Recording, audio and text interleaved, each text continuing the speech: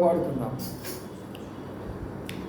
గ్రంథవర్ధనంబులన్ని నావి ప్రతి అక్షరము వచనము దివ్య ప్రేమ వర్ధనంబులు గ్రంథవర్ధనంబులన్ని నావి గ్రంథవర్ధనంబులన్ని నావి ప్రతి అక్షరము వచనము దివ్య ప్రేమ వర్ధనంబులు గ్రంథవర్ధనంబులన్ని నావి. Every promise in the book is mine. Every chapter, every verse, every line, all the blessings of His love divine.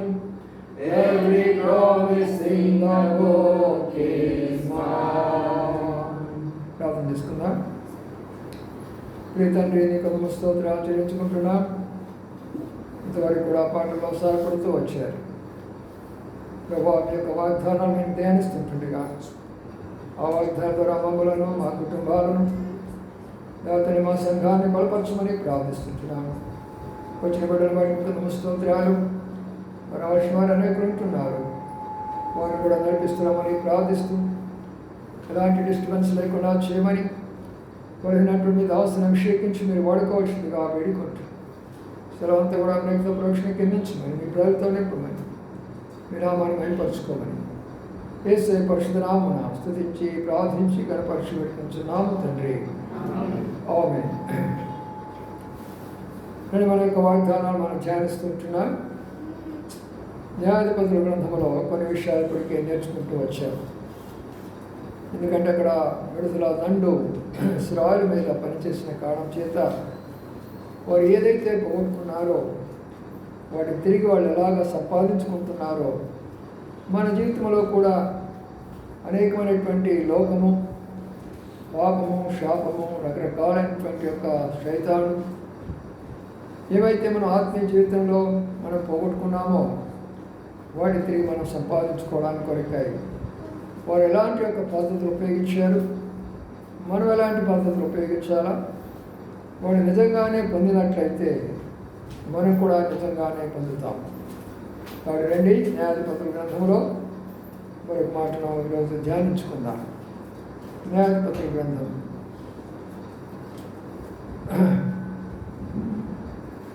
6వ అధ్యాయంలో మన కొన్ని విషయాలు మాట్లాడుతూ మనం కొన్ని విషయాలు నేర్చుకుంటూ వచ్చాం.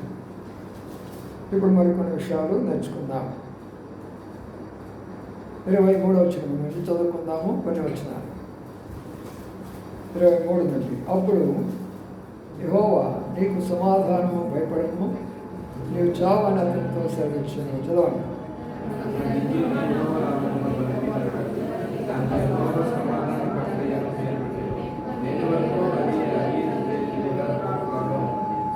మరియు ఆ రాత్రి ఏంది, యెహోవా నీ తండ్రి కోడెను అనగా 7 ఏండ్ల 2వ ఎద్దును తీసుకుని వచ్చి నీ తండ్రి కట్టిన బయలు యొక్క బలిపీఠమును పడగొట్టి దానిపై ఉన్న దేవతా స్తంభాలను నరికివేసి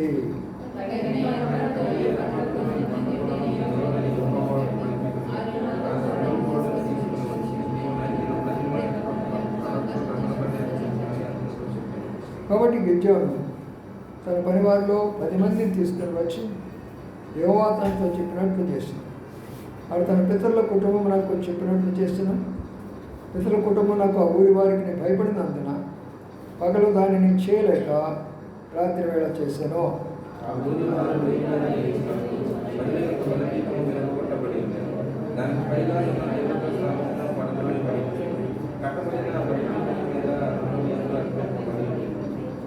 అప్పుడు వారు ఈ పని ఎవరు చేసిరని ఒకరితో చెప్పుకోవచ్చు.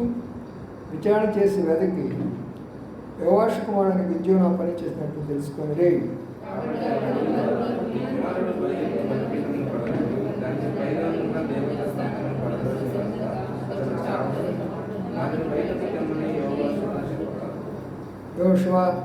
యోవాషు తనకు ఎదురుగా నిలిచిన వారందరితో మీరు బయలుపక్షముగా వాదించరా, మీరు వారిని రక్షించుదురా? వారి పక్షముగా వాదించేవాడు ఇప్పుడుదననే చావాలి. ఎవడో వాని బలిపీఠం విరగొట్టినో కనుక వాడు దేవత అయినందున తన పక్షంగా తానే వాదించుకొనవచ్చు.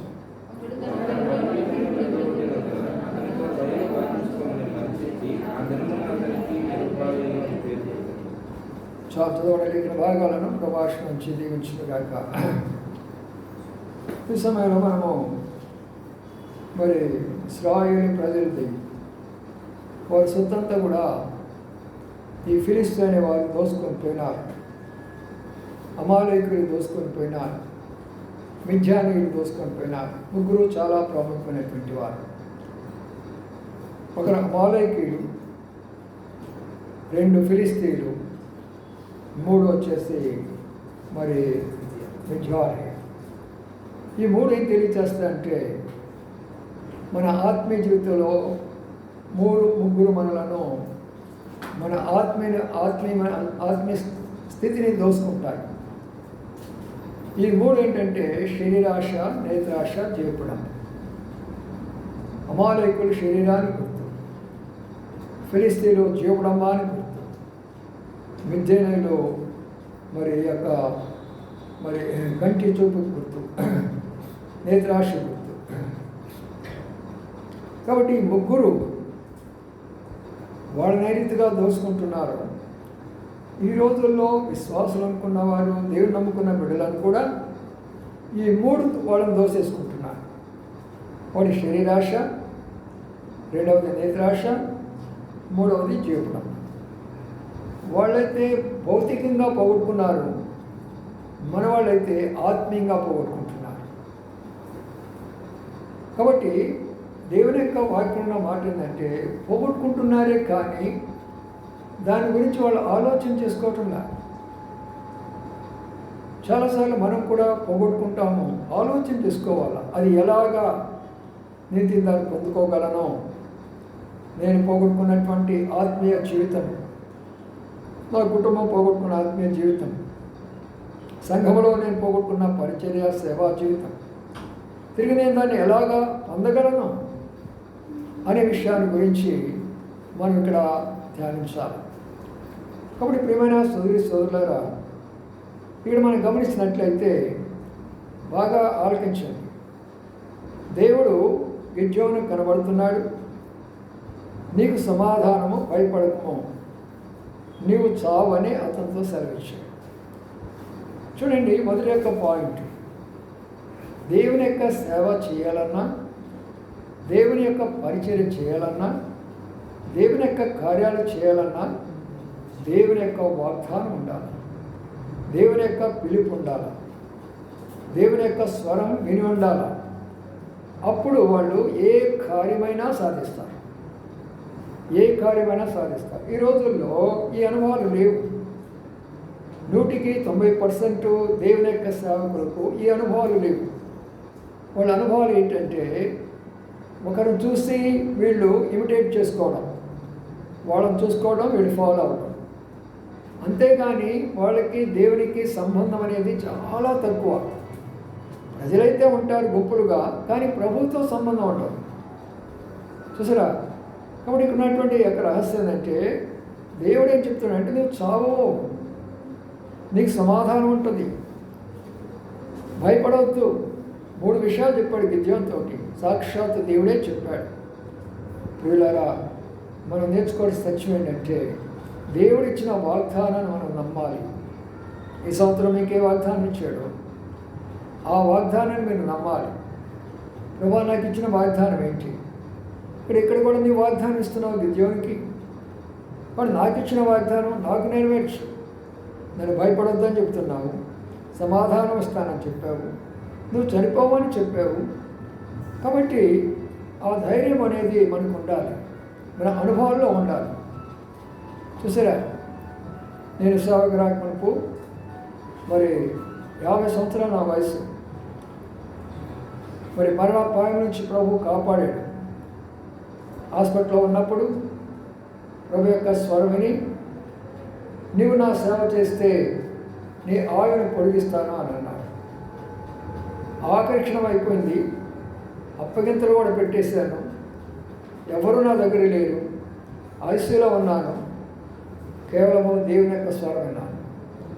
నీవు చావవు, నా పని చేస్తే అన్నాడు. అద్భుతంగా ఈ వాక్యం నాలో నెరవేరలేదా? అది మన యొక్క అనుభవాలై ఉండాలి. ప్రతి దానికి మన యొక్క అనుభవం అయి ఉండాలి.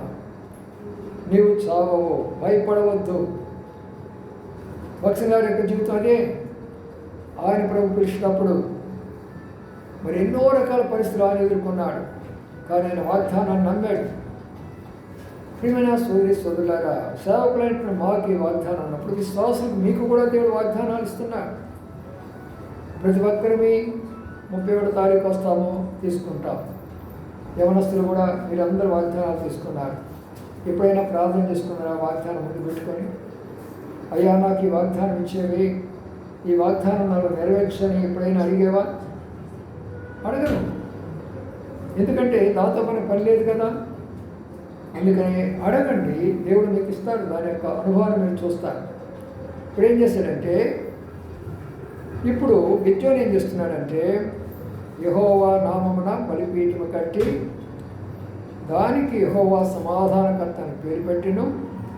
నేటి వరకు అది అభ్యుదయలో ఒఫ్రాలో ఉన్నది. అంటే ఏంటి? ఈ రోజు నుండి మనం చూడవచ్చు అక్కడ.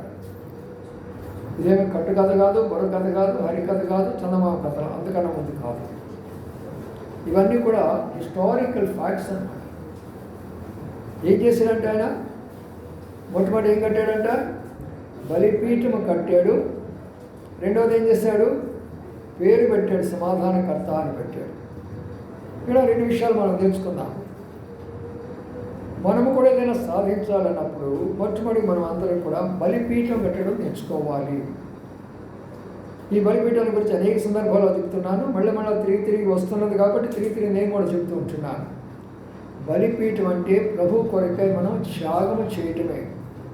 ఇప్పుడు విద్యార్థులు ఉన్నారు, సాయంకాలం 6 గంటలు 7 గంటల దాకా స్కూల్లో కాలేజీలో ఉంటారు. రావాలంటే కష్టమే వాళ్ళకి. కానీ వాళ్ళు వస్తే అది బలిపీఠం లెక్క వస్తుంది. దేవుడు దాన్ని అంగీకరిస్తాడు. ఈ బిడ్డలు సాయంకాలం దాకా కూడా ఉండి మళ్ళీ ఇప్పుడు నా సన్నిధికి వస్తున్నారు కాబట్టి ఆ బిడ్డలకు నేను ఆరోగ్యం ఇస్తాను, ఆ బిడ్డలకు జ్ఞానం ఇస్తాను, ఆ బిడ్డలకు నేను ఏ తక్కువ చేయను, నన్ను ప్రేమిస్తాను కాబట్టి ఆ బిడ్డలకు నేను కూడా ప్రేమిస్తానని ప్రభు యొక్క దీవెన వాళ్ళకి అందుతారు. అది బలిపీఠం అంటే. ప్రభు కొరకు మనం ఏదైతే సమర్పించుకుంటామో, ఇప్పుడు బైబిల్ స్టడీ జరుగుతుంది, మీరు అందరూ వచ్చారు, సంతోషము. కొంతమంది రాగలరు ఇప్పుడు, కానీ ఎందుకు రావటం లేదు? దూరం అయిపోయింది. దూరాన్ని ఏం చేయాలి? ఇప్పుడు రావాలా? దాన్నే బలి.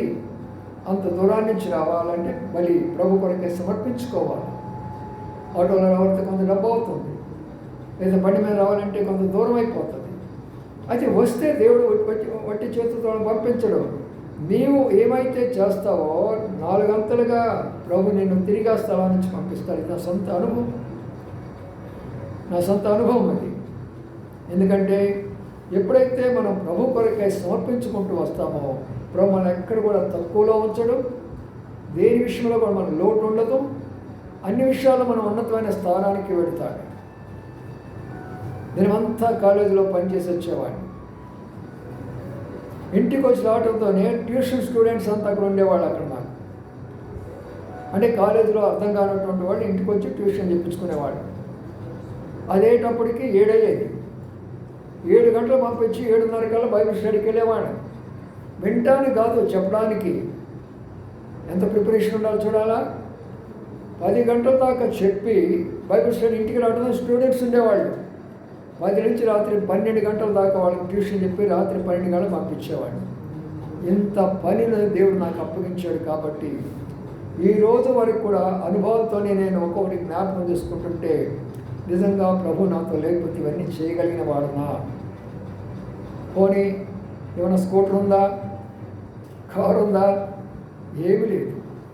కేవలము సైకిల్ మాత్రమే. అక్కడ మాకు ఉన్నటువంటి యొక్క స్థలాల్లో కొండలు ఉంటాయి. ఆ కొండల మీద ఇళ్ళు ఉంటాయి. ఆ యొక్క ఇళ్లను మేము దర్శించాలంటే సైకిల్ మీద ఎక్కిపోయేవాళ్ళం. నేను కాదు, ఇంకొక వ్యక్తిని వెనక కూర్చోబెట్టుకొని తొక్కుంటూ పోయేవాళ్ళం.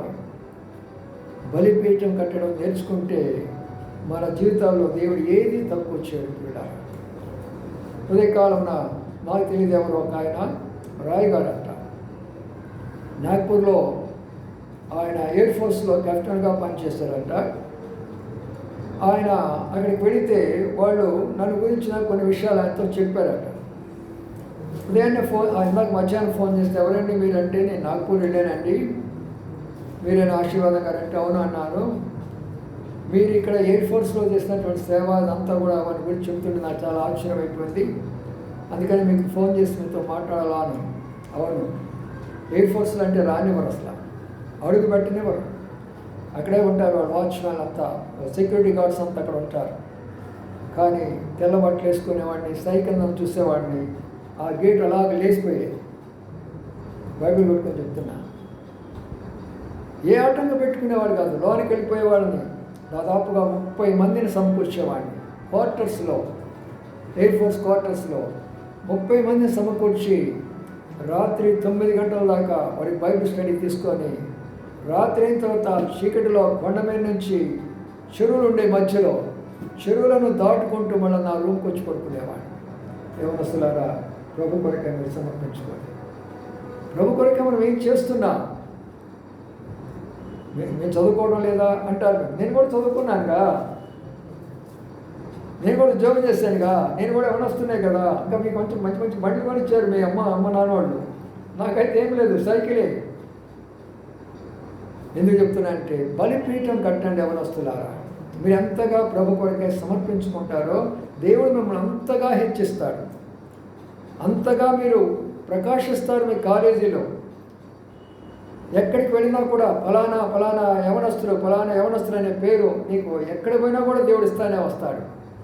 యవనస్తుడైనటువంటి గిద్యోనును, పిరికి వాడైనటువంటి గిద్యోనును, దాక్కున్నటువంటి గిద్యోనును, విశ్వాసమైనటువంటి గిద్యోనును, వాదించినటువంటి గిద్యోనును, అనేక రకాలుగా మరి దేవునితో వాద వివాదాలు చేసినటువంటి యొక్క గిద్యోనును దేవుడు ఏర్పాటు చేసుకొని, నేను నీకు తోడుగా ఉంటా, భయపడగాకు. అప్పుడే మనం సాధించగలం. మన జీవితంలో కానీ, మన కుటుంబంలో కానీ, మన సంఘంలో కానీ ఏదైనా మనం సాధించగలము అంటే మాత్రము బలిపీఠం కట్టడం నేర్చుకోవాలి. ఈ బలిపీఠాలు 3 రకాలని చెప్పాను. ఒకటి మట్టి బలిపీఠం, 2 కొయ్య బలిపీఠం, 3 రాతి బలిపీఠం. సంఘంలో 3 రకాలైనటువంటి యొక్క దేవుని నమ్ముకున్న వాళ్ళు ఉంటారు. ఈ మట్టి బలిపీఠాలు ఎవరంటే, వాళ్ళకి మంచి జరిగినంతసేపు మందిరం ప్రార్థన బాగా అనుకూలమైనంతసేపు ఏం చేస్తూ ఉంటారంటే, వాళ్ళు అదే పనిగా ఉంటారు. వర్షం పడిందనుకో ఏమైపోతుంది? కాలిపోతూ ఉంటుంది. కొన్ని కష్టాలు వచ్చినాయి, కొన్ని బాధలు వచ్చేస్తున్నాయి, మన బలి అంతా కూడా కాలిపోతూ ఉంటుంది. అందుకని చూడండి, కొంతమంది ప్రారంభంలో ఎంత ఇదిగా ఉంటారో, దినాలు గడిచే కొద్దీ, వారాలు గడిచే కొద్దీ, నెలలు గడిచే కొద్దీ, సంవత్సరాలు గడిచే కొద్దీ ఎంత బలహీనులైపోతారంటే చెప్పలేనంత బలహీనులైపోతారు. బలహీనవడం కాదు, లోకమంతా వాళ్ళలో కనబడుతుంది. సంఘాల్లో ఎందుకు తగాదులు వస్తుందంటే, పాతదంతా కూడా మళ్ళీ వచ్చేస్తుంది ఒక్కసారి వాళ్ళలోకి. ఏవేటినైతే విడిచిపెట్టారో అవన్నీ కూడా తెచ్చుకుంటారు వాళ్ళు. అందుకని ప్రియమైన సోదరి సోదరులారా, మట్టి బలిపీఠాలు కట్టేవాళ్ళు వాళ్ళు. రెండో వాళ్ళు ఎవరంటే, వీళ్ళు కొయ్య లేక కర్ర వాటితోటి బలిపీఠం కడతారు. వీళ్ళు కొంచెం బలవంతులుగా కనబడతారు, గట్టిగానే కనబడతారు. అయితే అగ్ని పడినప్పుడు కాలిపోతూ వస్తారు. భరాంచలేనటువంటి యొక్క బాధ వచ్చినప్పుడు, భరాంచలేనటువంటి కష్టం వచ్చినప్పుడు, భరాంచలేనటువంటి వేదన వచ్చినప్పుడు, భరాంచలేనటువంటి యొక్క బాధ వచ్చినప్పుడు, ఎందుకు ఈ దేవుడు, ఎందుకు ఈ మందిరము, ఎందుకు ఈ వాక్యం? అవును, అందరూ నిలబడలేరు. ముఖ్యంగా ముందు యవనస్తులు నిలబడలేరు. ఎందుకంటే వాళ్ళ అనుభవం లేదు కదా. వాళ్ళకి అనుభవం లేదు కాబట్టి వాళ్ళు నిలబడలేకపోతున్నారు. అనుభవం ఉన్నటువంటి వాళ్ళు బలంగా నిలబడడానికి ప్రయత్నం చేయాలి. ఇప్పుడు నా మీదకి వచ్చినటువంటివి ఎన్ని రకాలైనటువంటి యొక్క మరి దెబ్బ మీద దెబ్బ, తుఫాను మీద తుఫాను, ఎన్ని రకాలుగా నా మీద కొడుతున్నా కూడా ముండోనైపోయినాను. ఎంత ముండోనంటే నువ్వు ఎన్నైనా కొట్టు నా మీద, రోగాలు కొట్టు, ఇంటి మీద కొట్టు, బిడ్డల మీద కొట్టు, మందిరాల మీద కొట్టు, ఎన్ని రకాలైన కొట్టు నీవు, నేను మొండోడే. చూసారు కదా. ముందు మన మందిరం ఇక్కడ చక్కగా హాయిగా జరుగుతుంటుంది కదా మన అప్పుడు వాళ్ళకి సంబంధించిన వేరే వాళ్ళు వచ్చి ఇక్కడ ప్రార్థన పెట్టుకుందాం అని అనుకున్నారు. ప్రార్థన చేస్తున్నాను, ప్రభు ఇలా ముందు పరిస్థితి అంటే ప్రభు వాళ్ళని దూరపరిచినాను. ఇప్పుడేమో అసలు వాళ్ళే వచ్చారు మనకి. ఇప్పుడు మనం ఏం చేయాలా? విశ్వాసం పోగొట్టుకుందామా? పోగొట్టుకోకూడదు. దేవుడు వాగ్దానం ఇచ్చినవాడు, నమ్మదగిన వాడు, ఆయన అద్భుతమైన కార్యాలు చేయగలిగినటువంటి వాడు. అందుకనే ప్రియులారా, అగ్ని లాంటి పరీక్షలు మన మీదకి వచ్చినప్పుడు కాలిపోకూడదు. అగ్ని లాంటి పరీక్షలు మన మీదకి వచ్చినప్పుడు కాలిపోకూడదు. అయితే కొంతమంది కాలిపోతారు, విశ్వాసం పోగొట్టుకుంటారు, మందిరాన్ని విడిచిపెడతారు, వెళ్ళిపోతారు. మనం చూస్తూనే ఉన్నాం. మన మధ్యలో మనం చూస్తూనే ఉన్నాం. చాలామందికి విశ్వాసులు తెలియని విషయం ఏంటంటే, సిలువ అంటే తెలియదు వాళ్ళు. ఎందుకంటే బలిపీఠంలో వచ్చే మాటలు ఇవన్నీ, అందుకని మీకు చెప్తున్న మాటలు. సిలువ అంటే తెలియదు. సిలువ అంటే ఏమనుకుంటారంటే మెడలో వేసేసుకుంటారు సిలువ. మన అమ్మాయి దగ్గరికి పోయినప్పుడు అక్కడ ఉన్న సిస్టర్స్ అంతా ఎవరి మెడలో చూసినా కూడా సిలువే. ఎవరి మెడలో చూసినా చిన్న సిలువ, పెద్ద సిలువలు, మంచి మంచి సిలువలు ఉన్నాయి వాళ్ళకి. ఫాదర్ మెడలో కూడా సిలువ ఉంటుంది. సిలువ అంటే అది కాదు. సిలువ అంటే ప్రభు కొరకై సహించడము, ప్రభు కొరకై మరణించడము, దానిని సిలువ అంటారు. ఇప్పుడు ఎవరైనా నేను ఒక మాట అన్నారు అనుకో, వెంటనే బాధపడిపోతారు. కొంతమంది బాధపడిపోతారు, కొంతమంది రియాక్ట్ అయిపోతారు. నువ్వెంతంటే నేనంత అంటారు. ఈ రోజులు అందరూ మనం చూస్తున్నాక సేవకులందరూ ఎంతమంది పాస్టర్లు మరి వాళ్ళు వీళ్ళతో పోరాడుతున్నారు, వీళ్ళు వాళ్ళతో పోరాడుతున్నారు. హిందువులు వాళ్ళతోటి, వాళ్ళు వీళ్ళతోటి అన్ని రకాలైనటువంటి మాటలతోటి అన్ని రకాలైన విధానం పోరాడుతున్నారు. అంటే ఏంటంటే సిలువ లేదు. సిలువ లేని క్రైస్తవ జీవితం ఈ రోజుల్లో మనం చూస్తున్నాం. చూసారా? సిలువ లేదు. ఎందుకంటే ఒక మాట అన్నారనుకో, అప్పుడు ఏం చేయాలి మనం? మాటకు మాట అంటే నీకు వాళ్ళకి తేడా ఏంటి? సరే, మాట అన్న తర్వాత ఏడ్చుకుంటా కూర్చుంటావు, అప్పుడు నీకు వాళ్ళకి తేడా ఏంటి? ఏడవకూడదు. ఏం చేయాలి మనం అప్పుడు? అసలు ఏమి మనం అన్నట్టు కూడా ఉండకూడదు. అది మన మీద మనకు తగలదు అంతే. అది మన యొక్క అనుభవం సిలువ అంటే. వాళ్ళంత అన్న తర్వాత కూడా వాళ్ళు అన్నది కూడా మనకు తెలియనట్లుగా ఉండాలి అంతే. గుర్తుంచుకోండి. ఎప్పుడైనా జ్ఞానవంతుడు ఏం చేస్తాడంటే ఆ యొక్క పరిస్థితిని ఎంత తనను మాట్లాడుతున్నా, తిడుతున్నా, ఎన్ని మాట్లాడుతున్నా కూడా దాని విషయం పట్టించుకోకుండా తన పనుల్లో పోయేటటువంటి వాడే జ్ఞానవంతుడు. ఆ విషయాలు పట్టించుకోకూడదు. అది చేసేది శైతానుడు. నీ ఆత్మ మీద దెబ్బ కొడుతున్నాడు. నీ విశ్వాసాన్ని పడగొట్టడానికి కొరకాయి, నేను ప్రభుకు దూరంగా చేస్తానికి కొరకు, పరలోకానికి దూరంగా చేస్తానికి కొరకు రకరకాల మాటల ద్వారా వస్తాను. భక్సింగ్ గారిని చాలామంది తిడతారు, చాలామంది ప్రేమిస్తారు. ఎవరు తిడతారు తెలిసిన? ఎక్కువగా దేవుడు నమ్ముకున్న వాళ్ళే తిడతారు. ఎందుకంటే ఈయన వచ్చిన తర్వాత మా చర్చిలన్నీ క్లోజ్ అయిపోయినాయి, మా వాళ్ళందరూ కూడా ఆయన దగ్గర పోవడం మొదలు పెట్టేశారు అని తిట్టేవారు భక్సింగ్ గారు. అయితే దేవుడు కార్యం చేసినప్పుడు వాళ్ళు మళ్ళీ భక్సింగ్ గారి దగ్గరికి వచ్చేసి బ్రదరు మమ్మల్ని క్షమించండి, మిమ్మల్ని చాలా దూషించాము, ద్వేషించాము అని. భక్సింగ్ గారు అనే మాట ఏం తెలిసిన? నవ్వుతూ ఐ డోంట్ నో ఎనీథింగ్ అనేవాడు.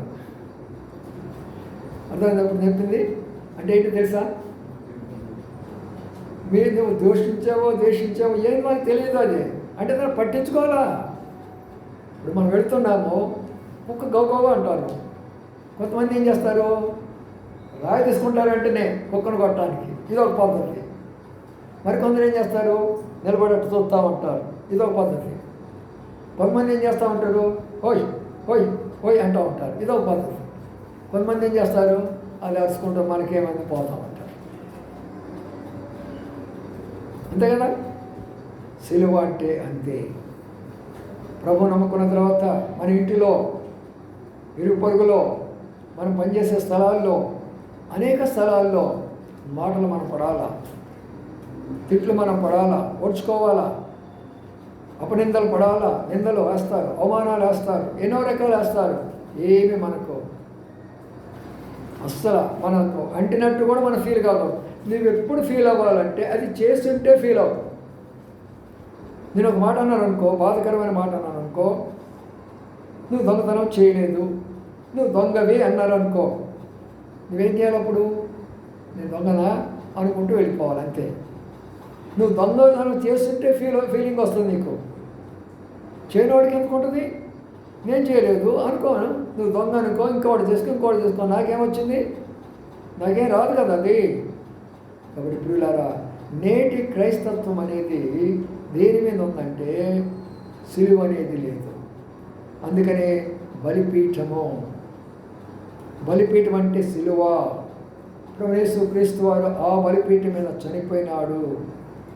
కాబట్టి ఎప్పుడైతే మనం సిలువ వేసుకోవడం నేర్చుకుంటామో మనం పోగొట్టుకున్నది సంపాదించుకుంటాం. ఎప్పుడైతే మనం సిలువ వేసుకోవడం నేర్చుకుంటామో మనం ఏమైతే ఆత్మీయంగా, శారీరకంగా, మానసికంగా, ఆర్థికంగా ఏమి పోగొట్టుకున్నా కూడా అవన్నీ కూడా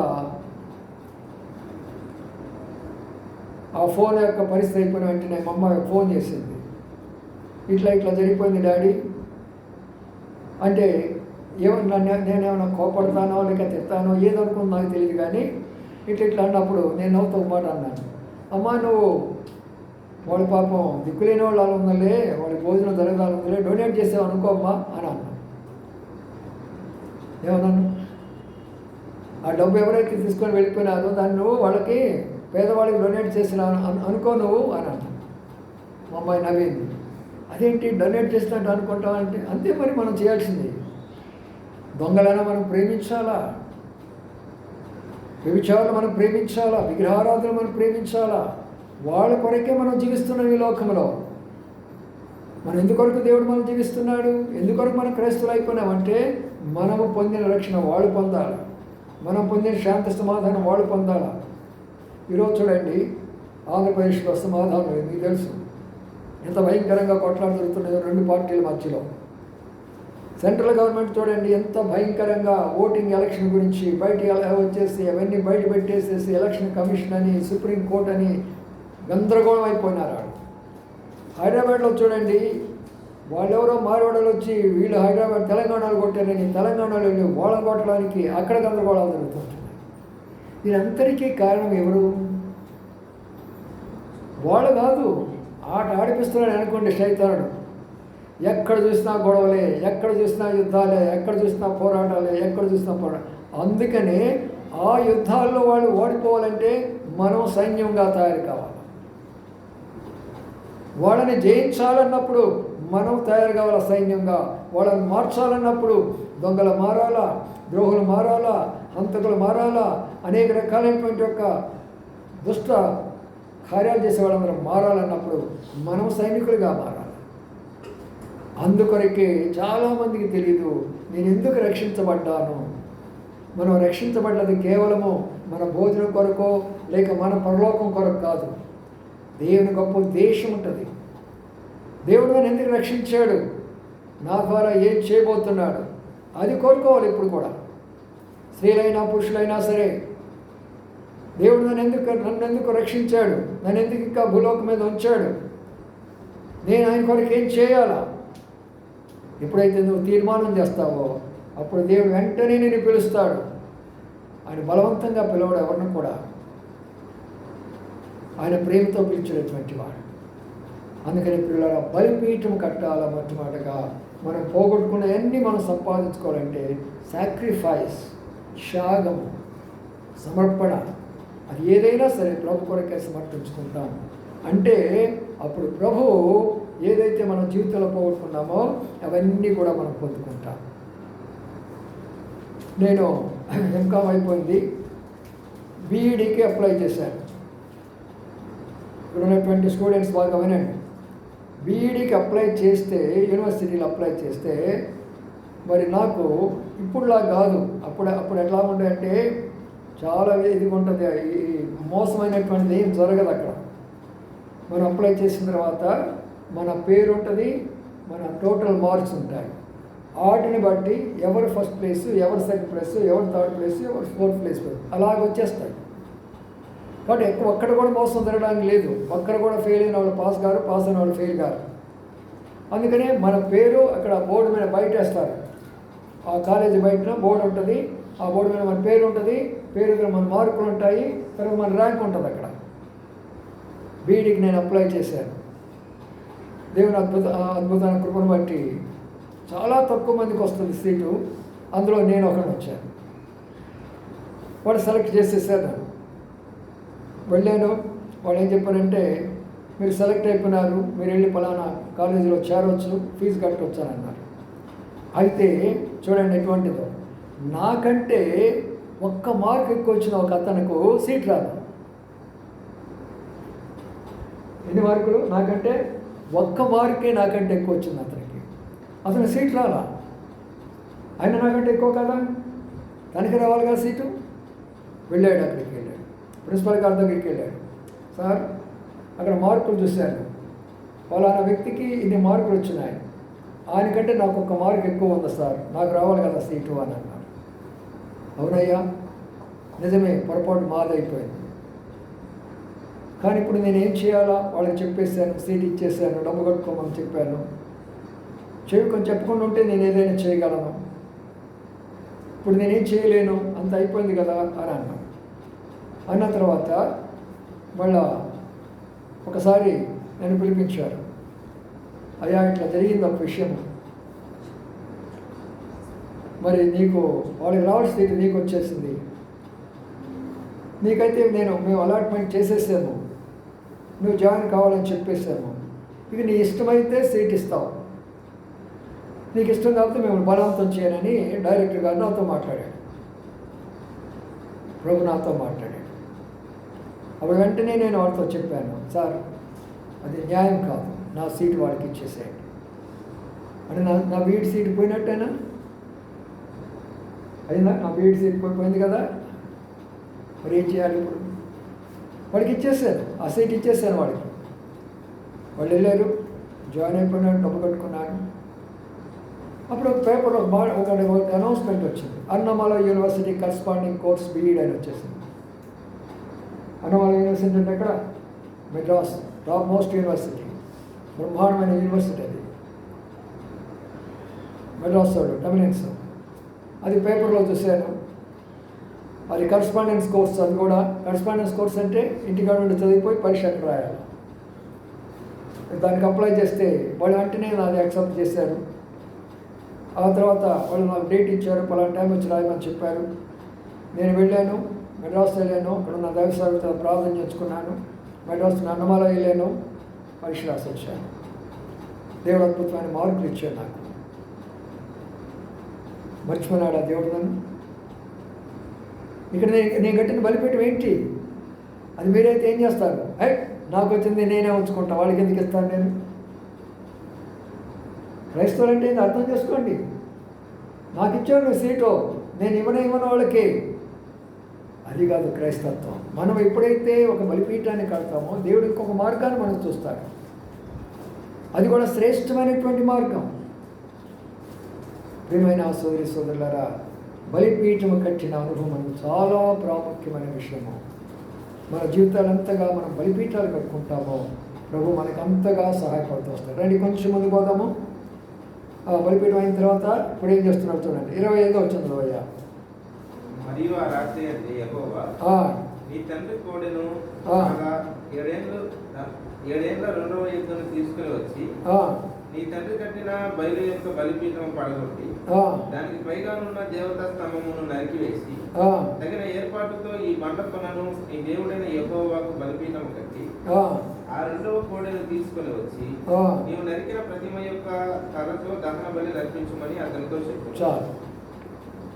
ఇప్పుడు యెహోవా దేవుడు సాక్షాత్తుగా మాట్లాడుతున్నాడు. ఇది మామూలు వాళ్ళకి అర్థం కాదు, అర్థమయ్యే భాషలో మీకు చెప్తాను, అర్థం చేసుకోండి.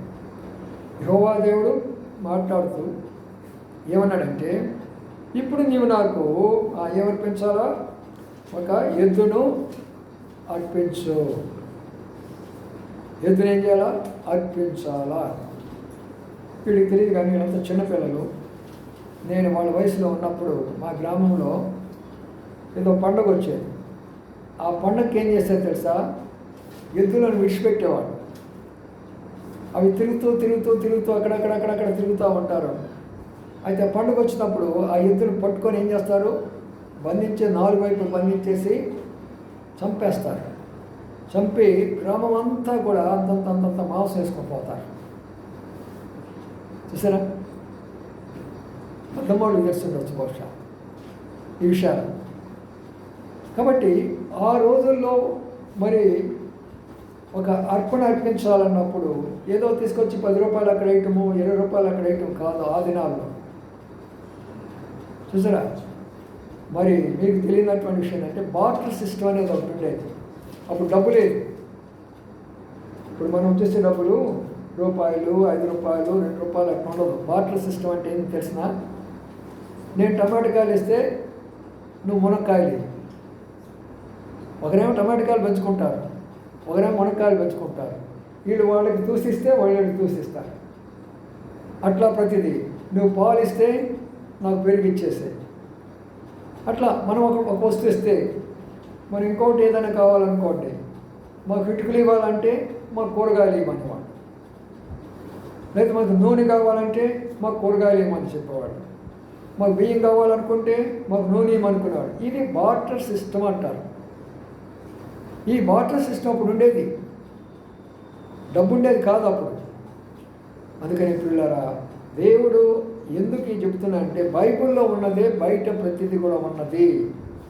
బైబిల్లో ప్రతిదీ కూడా మనం ఒక రీసెర్చ్ చేయాలి. బైబిల్ రీసెర్చ్ చేస్తే ఎన్నో లోతులు సత్యాలన్నీ బయటకు వస్తూ ఉంటాయి. ఏదో కేవలంగా దీనిగా కాదు.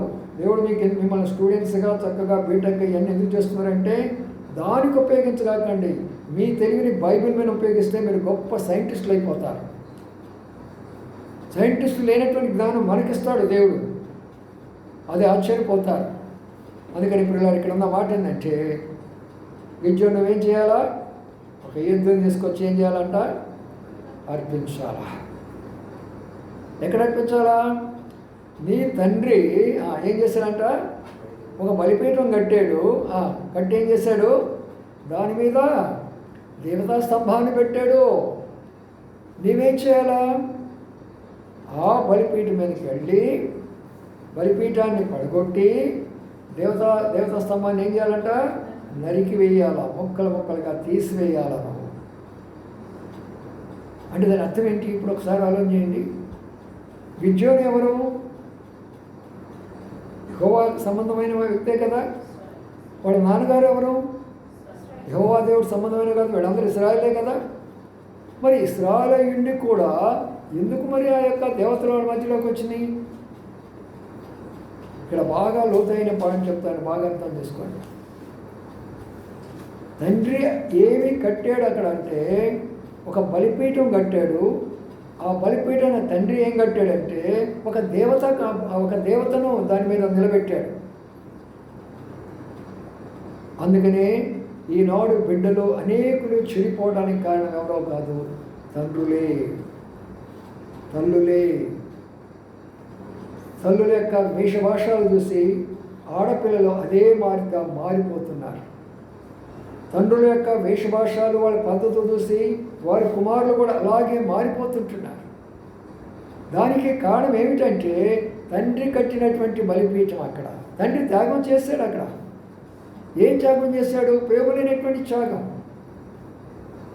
అందుకనే ప్రియమైన సోదరి సోదరులారా, అనేక మంది యవనస్తులైనటువంటి బిడ్డలు, రాండ్రైనా యవనస్తులైనా కుమారులైనా వారు ఎందుకు తప్పిపోవడానికి కారణం అంటే వాళ్ళ తండ్రులు చేసినటువంటి పొరపాటే. వారు బలిపీఠం కడుతూ అది కరెక్ట్ అనుకుంటున్నారు వాళ్ళు, అది కరెక్ట్ అనుకుంటున్నారు వాళ్ళు. అందుకని చాలా కుటుంబాల్లో చాలా నష్టాలు రావడానికి కారణం అంటే మనము తల్లిదండ్రులుగా మనము ఏ బలిపీఠాలు కడుతుంటున్నాం, ఏమి మనం త్యాగం చేస్తున్నాం బిడ్డల కొరకాయ. వారికి ఉపయోగపడే చేస్తున్నామా? వారికి ఉపయోగపడినటువంటివి చేస్తున్నామా? ఈనాడు ప్రపంచం అంత కలవరం కావడానికి కారణం ఏంటి? సోషల్ మీడియా కదా. ఈ సోషల్ మీడియా పెట్టింది ఎవరు? కోటీశ్వర్లు కదా. వారు కోట్లు సంపాదించుకుంటూ మన మధ్యలో తగాదులు, మన మధ్యలో కొట్లాట్లు, మన కుటుంబాల్లో నానా రకమైనటువంటి చెడుకు తీసుకొచ్చింది వాళ్ళు కదా. కాబట్టి ఏ ఇంట్లో సెల్ ఫోన్ సరిగా వాడరో వాళ్ళందరూ కూడా శైతాను వాళ్ళే. అసలు సెల్ ఫోన్ ఉండకూడదు మొదటి పాయింట్గా. సరే, ఏదో పరిస్థితిని బట్టి మనం తీసుకున్నాము, కానీ దాన్ని ఎలాగా సద్వినియోగం చేసుకుంటున్నాం. మనకి కత్తి ఉంది, కూరగాయలు కోసుకోవాలా, అవునా కదా? కుది కోసుకుంటానంటే అది ఈరోజు జరుగుతుంది. ఏ యవనస్తులైనా సరే ఆ సెల్ ఫోన్లో నువ్వేం చూస్తున్నావు అది దేవుడు నేను చూస్తున్నాడు. ఆకాశం నుంచి నేను చూస్తున్నాడు. ఎవరైనా సరే వాళ్ళు ఎంత జాగ్రత్తగా మనం ఉండాలో ఒకసారి ఆలోచించేయండి. మన జీవితాలను పాడు చేస్తున్నది సెల్ ఫోనే, మన కుటుంబాలను పాడు చేస్తున్నది ఈ యొక్క సోషల్ మీడియా. ఈ మధ్యలో వచ్చిన తగాదాలు, కొట్లాట్లు, దేశాల మధ్యలో, భాషల మధ్యలో, మతాల మధ్యలో చిచ్చులు పెడుతుంది సోషల్ మీడియా. రకరకాల విధానాల్లో యవనస్తులు ప్రవర్తించడము, కిడ్నాపులు జరగటము, రకరకాలైనటువంటి హత్యలు జరగటం అంతా కూడా మొత్తం సోషల్ మీడియా. ఆ సోషల్ మీడియా ఎవరిది అంటే శైతానుడిది. వాడు కూడా ప్రపంచంతో నాశనం అయిపోతుంది. మనకు ఫోన్ చాలు మాట్లాడుకోవడానికి, లేకపోతే మరి అవతల మన యొక్క బిడ్డలతో మాట్లాడుకుంటే ఒక చిన్న ఫోన్ చాలు. అయ్యా నువ్వు కాలేజీలో ఉన్నావా, నేను ఇంటికాడ ఉన్నాను, మాట్లాడండి ఫోన్లో, తప్పేముంది? పెద్ద పెద్ద సెల్ ఫోన్లు ఎందుకు వాళ్ళు ఇస్తున్నా? తండ్రి కట్టే బలిపీఠాలు కదా అవి, తండ్రి ఇచ్చే డబ్బు కాదు అది. ఆ పెట్టినటువంటి విగ్రహం ఏమిటి? అందులో ఉన్నటువంటి యొక్క చెడుగు కదా. అందుకనే పడగొట్టాల. ఎప్పుడైతే పడగొట్టాలంటే చాలా కష్టతరమైన విషయమో, ఒప్పుకోరు. అందుకని చూడండి అక్కడ ఉన్న మాటను, ఆ మాట కూడా మనం చూద్దాం.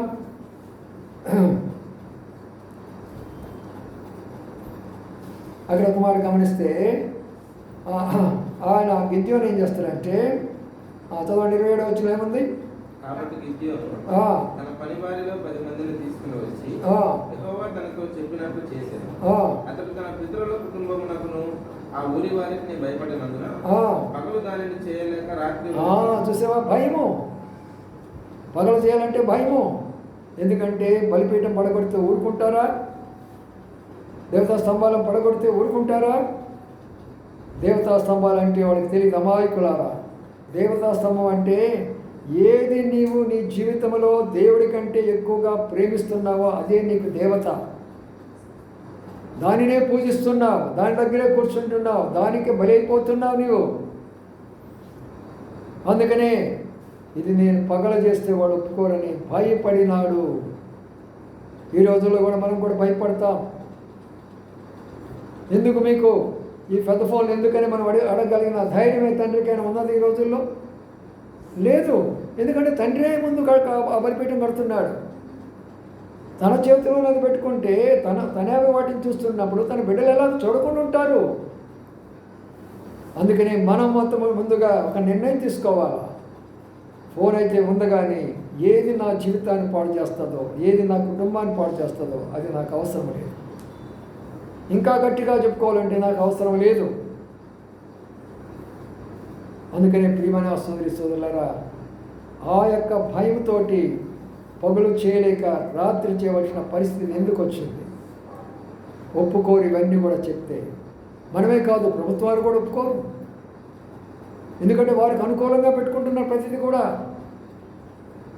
వారు ఏం చేసుకుంటున్నారు? వారు అనుకూలంగా మీడియాలు పెట్టుకుంటారు, వారు అనుకూలంగా చెప్పించుకుంటారు, వారు అనుకూలంగా అన్ని రకాలైనటువంటి షార్ట్ ఫిల్మ్స్ తీసుకుంటా ఉంటారు, అనుకూలంగా అన్ని రకాల పనులు చేసుకుంటారు వాళ్ళు.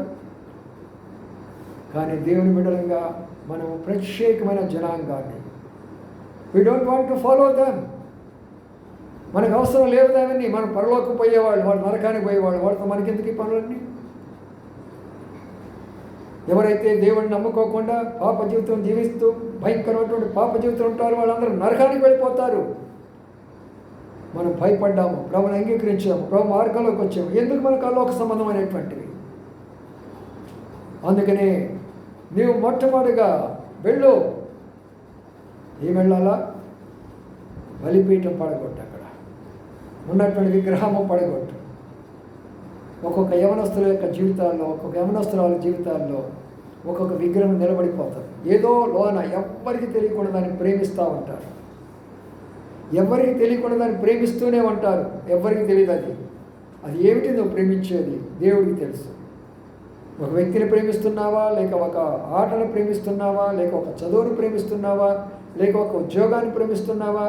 దేనిని నువ్వు అత్యధికంగా ప్రేమిస్తున్నావు అనేది రహస్యంగా నువ్వు చేస్తున్నావు, కానీ దేవుడు దాన్ని చూస్తున్నాడు.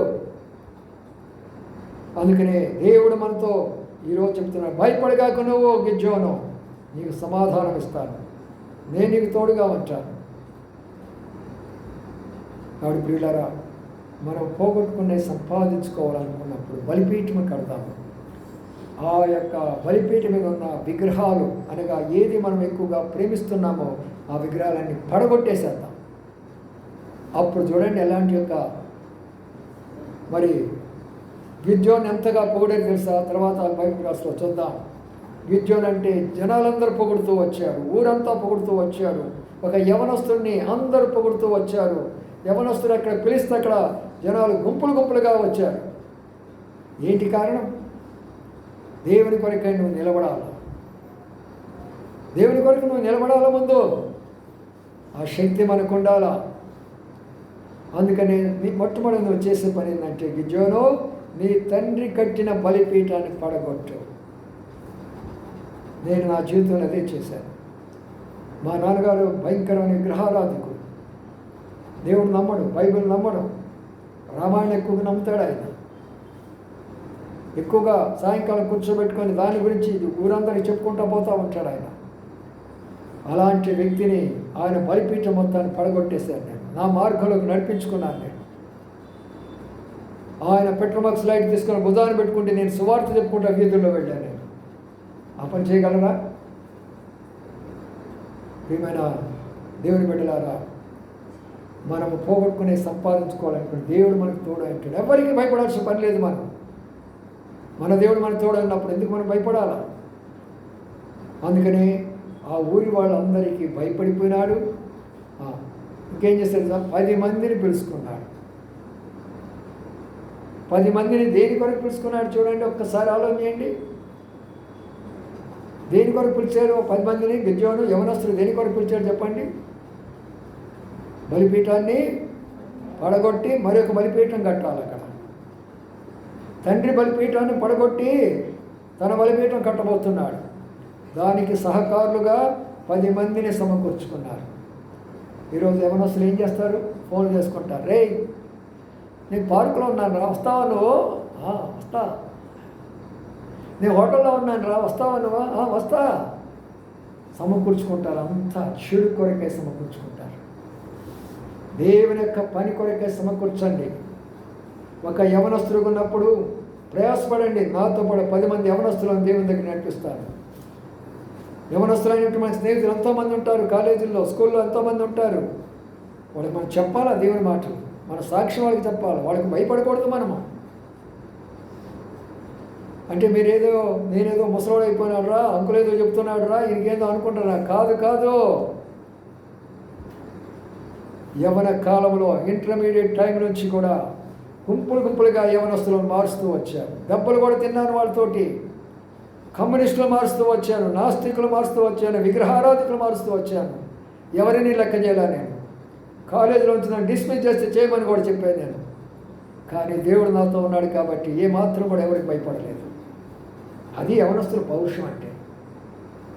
ఎంతమంది యవనస్తులు మనం సంపాదించుకుంటున్నాం? యవనస్తుల మీటింగ్ పెడితే ఎంతమంది వచ్చారు పోయినసారి?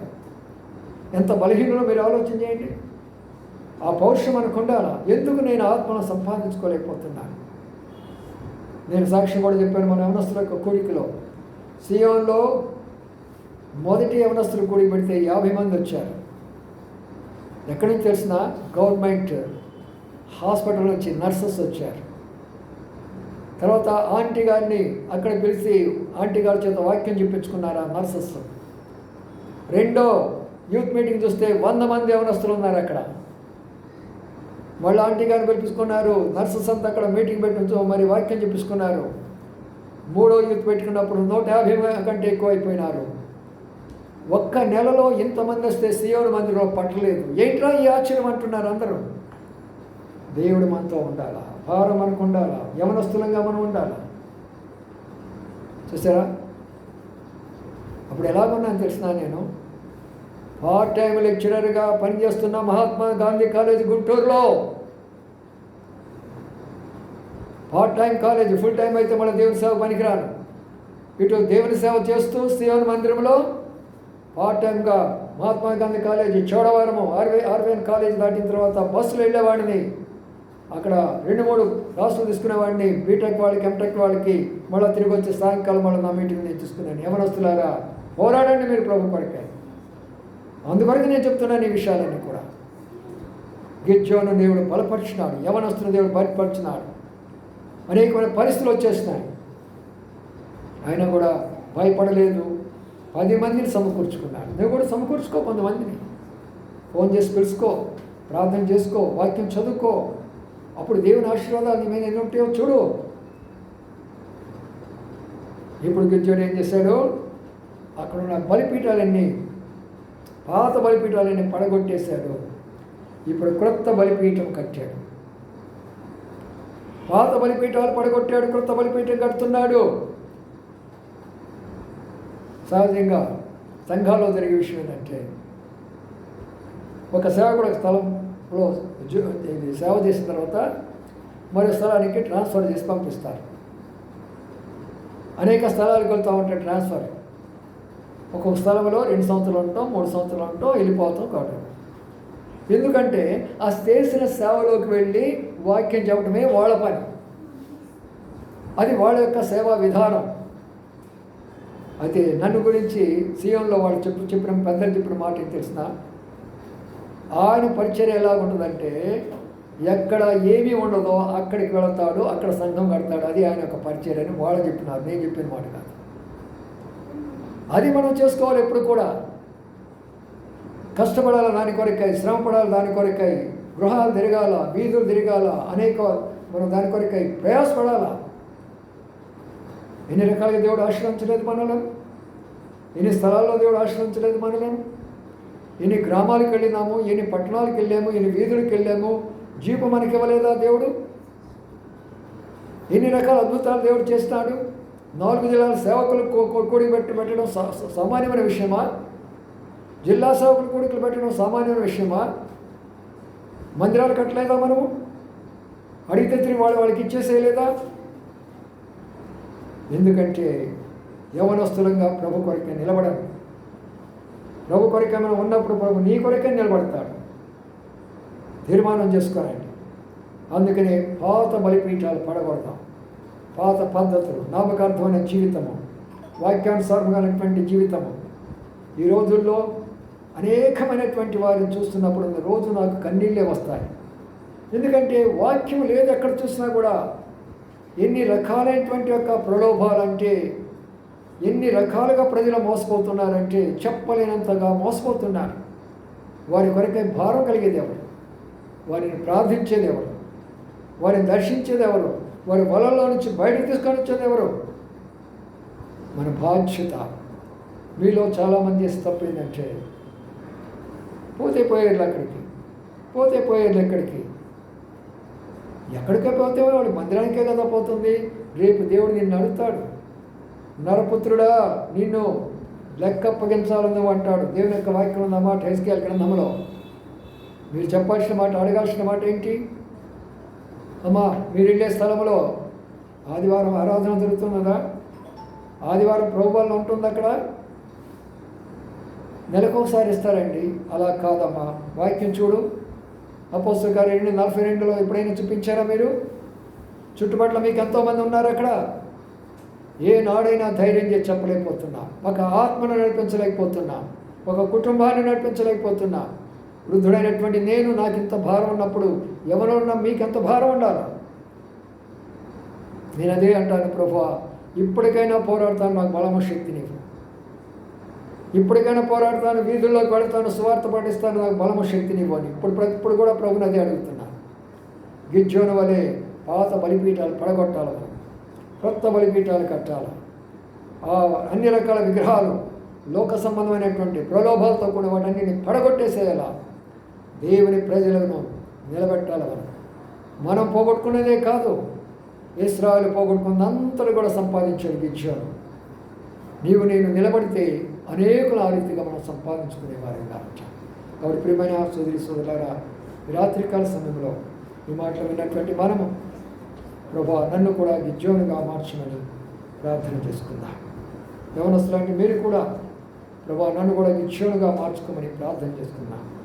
ప్రాముఖ్యంగా చేతిలో ఉన్నటువంటి యొక్క సెల్ ఫోన్, సోషల్ మీడియా మన జీవితాలు పాడు చేస్తుంది కాబట్టి అయ్యా వీటికి ఎలాగ నేను దూరంగా ఉండాలా, లేకపోతే వాటిని నేను ఎలాగ ఏది నాకు అవసరమో దాన్ని చూడడానికి జ్ఞానం తెచ్చేమని ప్రార్థన చేసుకున్నాను. రండి ప్రార్థన చేసుకుందాం.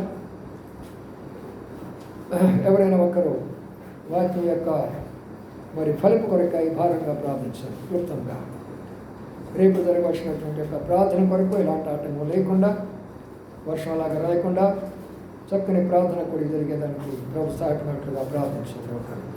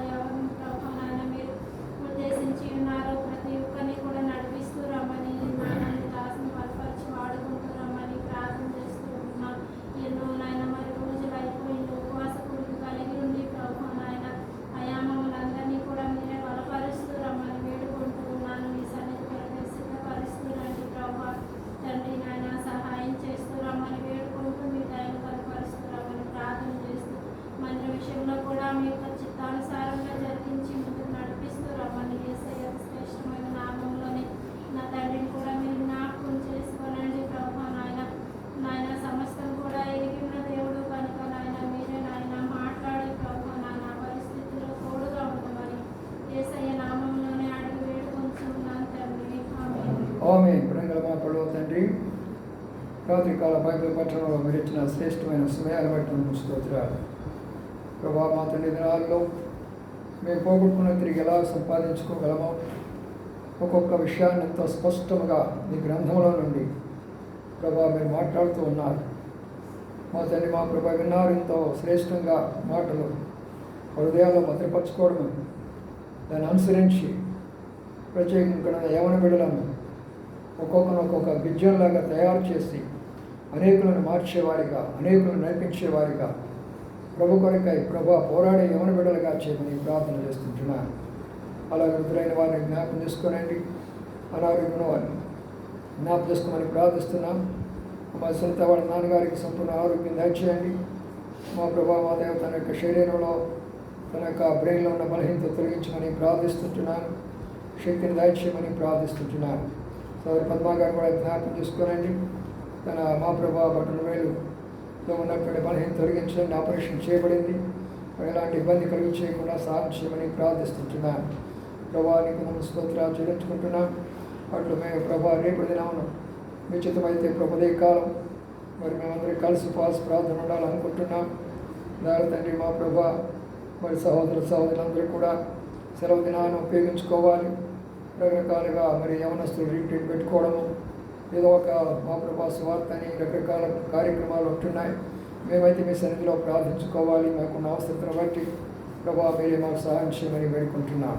దేవా మా తండ్రి సంఘం అంతా కూడా వచ్చి అందరూ కూడా భారంగా ప్రార్థించి మాకున్నటువంటి ముందు సమస్యలన్నీ మేము మా ప్రభా ముందుగా ఎలాగో ఈ సమస్యను జయించుకొని ముందుకు వెళ్ళగలమో ప్రార్థన ద్వారా పొందట్లో సహాయం చేయాలి.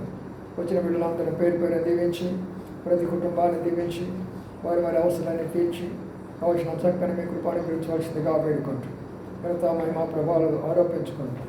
ప్రభావ ఇప్పటికే వర్షాలకి భయంకరంగా పడుతున్నాయి తండ్రి. మా ప్రయాణంతా మునిగిపోతున్నది.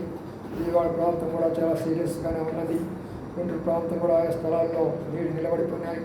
అమరావతి ప్రాంతం అంతా మునిగిపోయింది. భయంకరమైన పరిస్థితులు దినాల్లో మేము చూస్తున్నాం. ఇదంతా కూడా కేవలం మేము తీర్పులని మేము నమ్ముతుంటున్నాం. ప్రభా మా తల్లి దయ చూపించండి, కరుణ చూపించండి. రేపటి దినం నిశ్చితమైతే మేమందరం మా ప్రభా పరిస్థితి ప్రార్థించాలి కాబట్టి వర్షం లేకుండా అందరికి అనుకూలపరిచి సరే నడిపించమని వేడుకుంటూ మా ప్రభావాలు మీకు ఆరోపించుకోండి. ఇచ్చిన అవకాశం మేము స్థుతించి గణపరుస్తాం. మీ నామాన్ని భయపరచుకోండి, వందనాలు చెల్లించుకోండి. యేసే పరిశుద్ధ నామమున స్తుతించి ప్రార్థించి గణపరిచి వచ్చున్నాము తండ్రి. ఆమేన్. మన తండ్రి అయిన దేవుని ప్రేమయు ప్రభువైన యేసుక్రీస్తు కృపయు పరిశుద్ధాత్మ సహవాసం మనకు పరిశుద్ధులందరికీ ఇప్పుడు ఎల్లప్పుడూ సదాకాలము తోడైగాక. ఆమేన్. దయచేసి గమనించండి. రేపు ఉదయకాలం 10:30 గంటలకు మన ప్రార్థన కొరకు కుర్చీగా కూడుకుంటాం. చాలా సమస్యలు ఉన్నాయి కాబట్టి భారంగా ప్రార్థించుకుందాము. ఉపవాసం ఉండగలిగిన వాళ్ళందరూ ఉపవాసం ఉండండి. పెద్దవాళ్ళు, బీపీలు, రకరకాల మరి అనారోగ్యం వాళ్ళు మాత్రం ఉపవాసం ఉండద్దు. ఎందుకంటే తర్వాత ప్రాబ్లమ్స్ వస్తాయి కాబట్టి ఉండగలిగినటువంటి వారు యవనస్తులందరూ కూడా చక్కగా ఉపవాసం ఉండి భారంగా ప్రార్థన చేద్దాం.